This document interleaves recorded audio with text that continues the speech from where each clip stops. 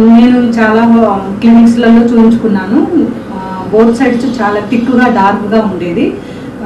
కానీ ఆ ట్రీట్మెంట్స్ వల్ల నాకు ఎంత బెనిఫిట్ లేకుండా ఉండేది. మానసికంగా నేను చాలా నా డ్యూటీలో చాలా డిప్రెషన్గా వెళ్ళేదాన్ని.